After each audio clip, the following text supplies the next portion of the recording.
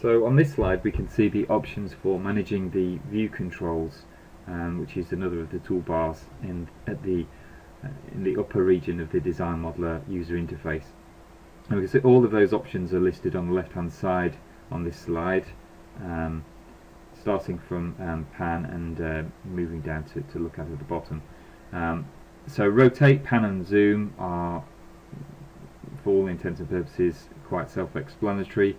And we can rotate, we can pan the model, we can zoom in and out of the model.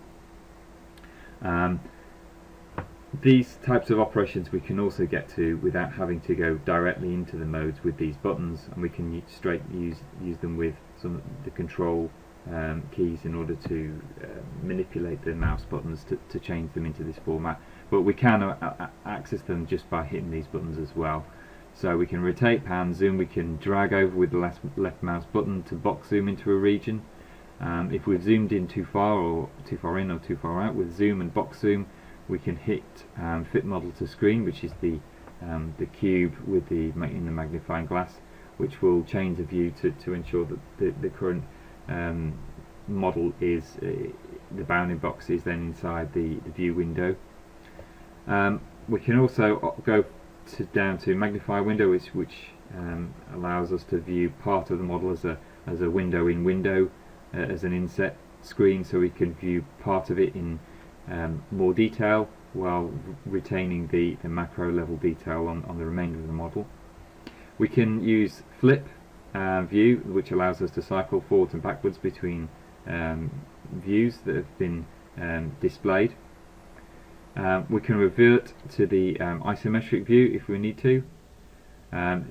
Display plane and display model we can cycle between these options of displaying the plane, the active plane, and displaying the model itself.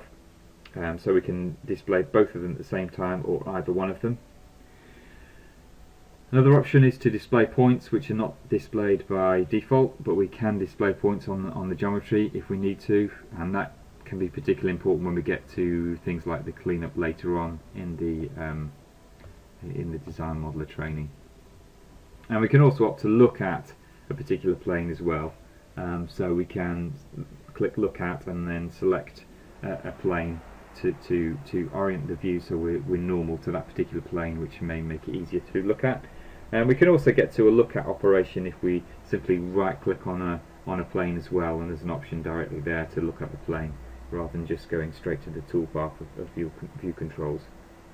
So there's an example of look at on the top right here. We can see a particular active normal plane, and we can hit the button look at, and then we can reorientate the view, as can be seen on the right hand image, to view it normal to that particular plane. If we're in rotate, pan or zoom mode, which are rotate, pan and zoom mode, these ones here, and the cursor will change to reflect the current mode, simply left clicking anywhere on the model will create a new center for rotation, which is indicated by this small red ball or red dot here. So simply left clicking anywhere in these modes will then allow us to rotate around that particular point.